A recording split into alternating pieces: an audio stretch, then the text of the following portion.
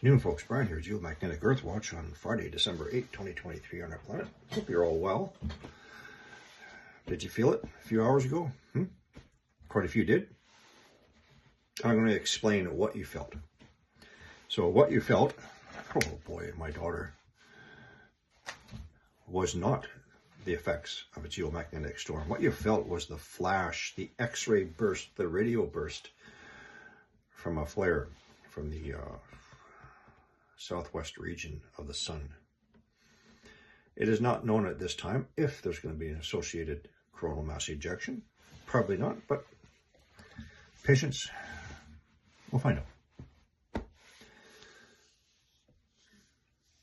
So again, what we felt was the radio wave emitted from the solar flare traveling at the speed of light, reaching us in only 8 minutes. That's what we felt. So as I've done so many times before, I'm happy to do it again since there's always new people here. Let's go through the effects of solar radiation on, for tonight, I'm just going to talk about us humans. So how did I know that something happened? Well, my daughter was triggered. She has autistic spectrum disorder. All of a sudden started going, I've had lots of experience in this. All of a sudden started going cuckoo, and head pains and pains behind the eyes and pains in the ears and pains in all the joints throughout the body and pains in the teeth, etc. and so on, so on, and so on. And after I did what I call, or what we call in first aid, a systems review, right? Just to make sure everything's okay. To start from the top, the head, lungs, gastrointestinal, etc. I, of course, knew what happened. I pulled out my smartphone, space weather app. Okay, yeah, M5.5 flare just popped off. I've been at this for a while. I know what to expect. So let's go through some of the effects. Basically, there's three things. There's neurological, things that we feel in our head. There's neuropsychological, that makes us go cuckoo, and physiological changes in our body. Our neurological effects, what you felt a few hours ago. Headaches, migraines, including those who are not predisposed to headaches and migraines. Frontal lobe pressure, temporal stabbing, maybe pain behind the eyes. Dizziness, vertigo, you feel like you want to collapse, a general feeling of unwell. Tinnitus, ringing in the ear, are common from radiation storms, including people who normally don't have tinnitus or ringing in the ears. Unexplained ringing in the ears from radiation storms. And again, joint pains, gastrointestinal disturbances, feeling nauseous, MS, multiple sclerosis, and arthritic flare-ups, heart issues. Next, neuropsychological, things that make us go cuckoo, our emotions, our feelings. Mood swings, irritable, argumentative. You can have racing thoughts in your head or blanking out, brain fogging. People can be easily triggered. Behavioral changes.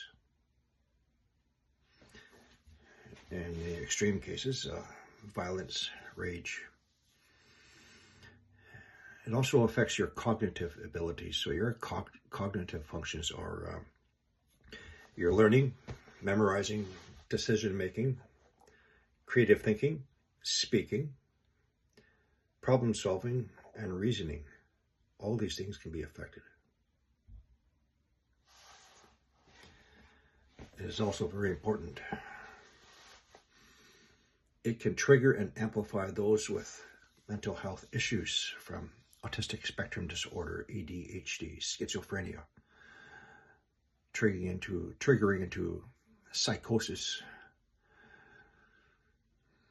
events of intense rage and violence,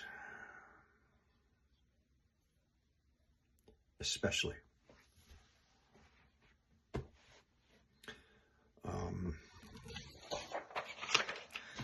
So very briefly, I don't want to get too involved. It is not important for us to know all this technical information, and I'm not going to give you fancy word salads. You know who to go to for that. We have 3 different levels of solar flares gauged by their energy output, from the lowest, from B class, hardly ever. C class flares, quite common. Then we start getting to the more powerful M class, and finally the X class flares. Now, what we felt a few hours ago was the X radiation, which is a highly charged electromagnetic radiation. And again, traveling at the speed of light. This is what we see. That's that bright flash of light that we see on the sun. And that takes 8 minutes to reach us.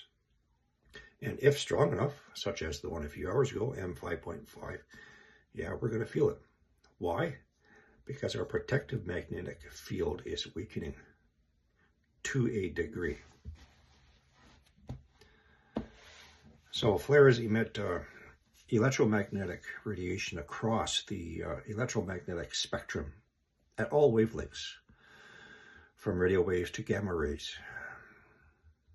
And again, that initial flash of light, that's the radio wave.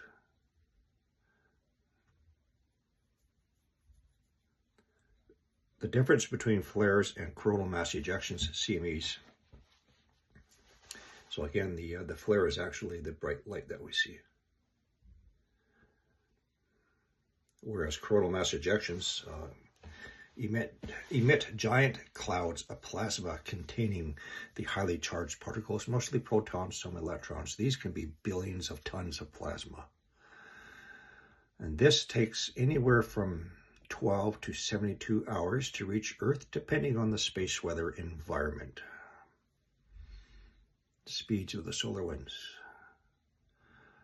Or we can have one blast, then a larger blast behind it comes up, kicks it in the butt, get going.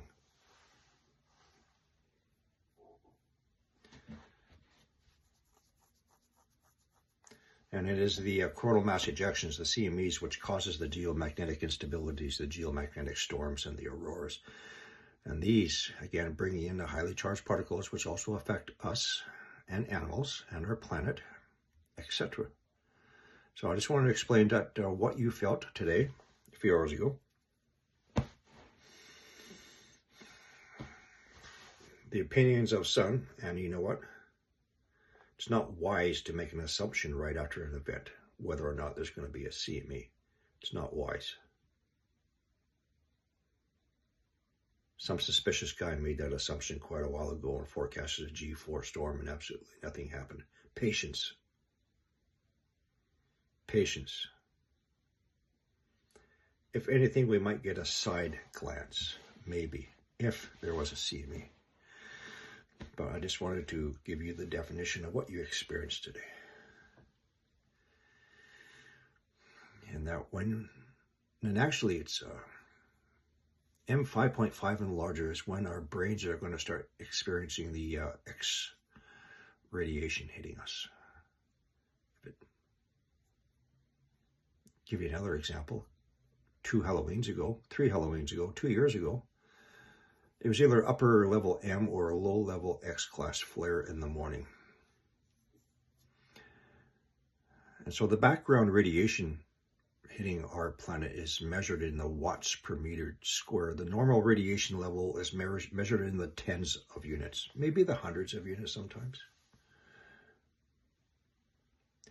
But that blast quite literally almost knocked my wife to the floor. She placed herself against a wall to prevent herself from falling down. I picked her up, put her on the bed, checked her vitals, and immediately I went to my smartphone once again. And it was 9,737 watts per meter square of radiation that our magnetic field had absorbed. I'm quite sure it was more than 10,000 watts at the time of the event. So there's an example of what you felt today is an indication that something just happened on our sun far away. Later on today, I'll put together some videos. We'll take a look at what's happening with our sun. I think that's about it for now. I was thinking about one other thing, though.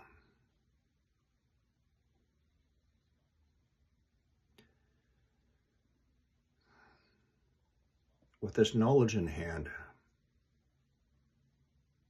perhaps you can save relationships, even marriages. But there's a lot of people who just do not understand the neuropsychological effect of space weather events, radiation, what makes us go cuckoo, what changes our emotions, which makes us highly irritable, argumentative, combative. And I have to wonder, with the increased divorce rates, for examples, breaking up of families, how many of these were the result of increased space weather events and not knowing how this affects us, our emotions, our moods, our inability to reason, etc. A lot of people don't know. They don't realize. They snap easily. Our emotions get out of hand. Sometimes rage. Something to think about.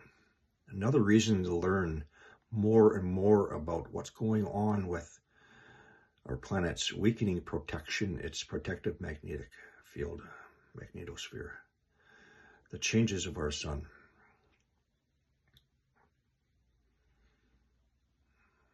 And we have another couple of years to get through. Solar max is not going to be 2025. Solar max is going to be almost now. And then we have a couple of years of this intense activity and emotions and rage.